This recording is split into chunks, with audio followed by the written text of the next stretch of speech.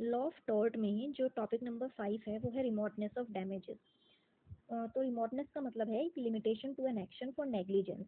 इसका मतलब है प्लेंटिफ इंटाइटल नहीं होगा डैमेजेस के लिए अगर वो डैमेजेस उसने सस्टेन करे हैं डिफेंडेंट के एक्ट की वजह से, बट वो जो कॉन्सिक्वेंसेस थे वो बहुत ही ज़्यादा रिमोट थे, वो इनडायरेक्ट कॉन्सिक्वेंसेस थे। तो अब किस तरीके से पता चलेगा कि डैमेजेस डायरेक्ट कॉन्सिक्वेंसेस थे या फिर वो टू रिमोट थे? उसके लिए दो टेस्ट बताए गए हैं। पहले टेस्ट का नाम है टेस्ट ऑफ रीजनेबल फोरसाइट। इस टेस्ट के अकॉर्डिंग अगर जो पर्सन रॉन्गफुल एक्ट कर रहा है, अगर वो जो कॉन्सिक्वेंसेस थे उनको वो फोरसीन कर सकता था, उसे पता था उस एक्ट को करने से पहले कि हाँ मेरे एक्ट की वजह से कुछ ऐसा रॉन्गफुल एक्ट हो सकता है, किसी को इंजरी हो सकती है, तो इसको बोलते हैं टेस्ट ऑफ रीजनेबल फोरसाइट।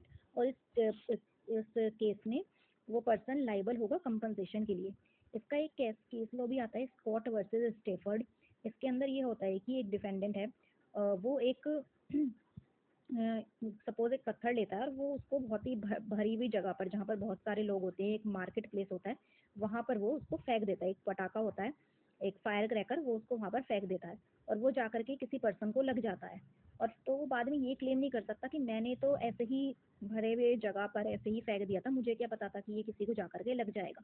तो यहाँ पर जब वो फायर क्रैकर फेंक रहा था तो वो रीजनेबल तरीके से वो सोच सकता था, ये एक टेस्ट ऑफ प्रोबेबिलिटी लगा सकता था कि अगर इतने भरे हुए प्लेस पर अगर कोई चीज़ फेंकी जाएगी वो तो वो किसी ना किसी को तो लगेगी।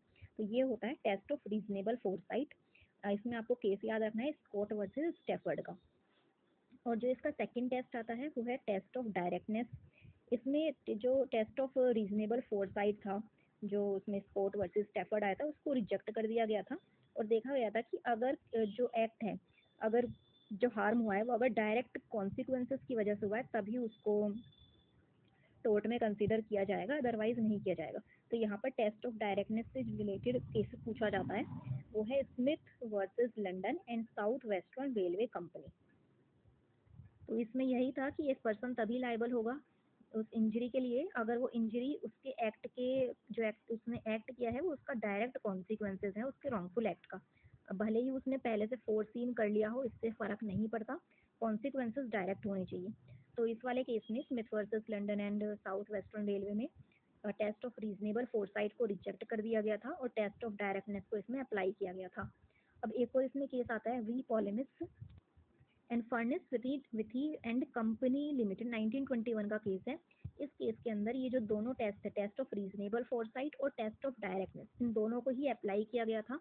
और ये हेल्ड हुआ था कि जब भी इस तरीके का केस आएगा तो हमें ये देखना है कि ये जो कॉन्सिक्वेंसेज है टू रिमोट तो नहीं है, तो हम दोनों टेस्ट को अप्लाई करेंगे और उसके बाद डिसाइड करेंगे। तो यहाँ पर इन दोनों केसेस को कल्मिनेटेड तरीके से अप्लाई किया गया था इस वाले केस में, v Polemis and Furness Withy and company limited. Then last और जो इम्पोर्टेंट केस आता है इसमें वो है वेगन माउंट केस, जिसके अंदर टेस्ट ऑफ रीजनेबल फोरसाइट को एक बेटर टेस्ट माना गया था rather than test of directness.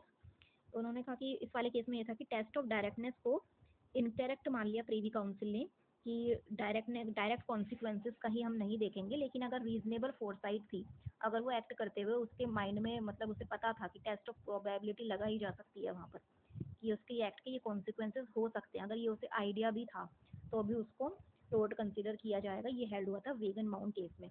तो इसमें ये 4 इंपॉर्टेंट केस लॉज हैं और ये केस इस तरीके से पूछे जाते हैं कि टेस्ट ऑफ डायरेक्टनेस कौन से केस में आया था, टेस्ट ऑफ रीजनेबल फोरसाइट आया था स्कॉट वर्सेस स्टेफर्ड में, वेगन माउंट केस में किस टेस्ट को बेटर टेस्ट माना गया था।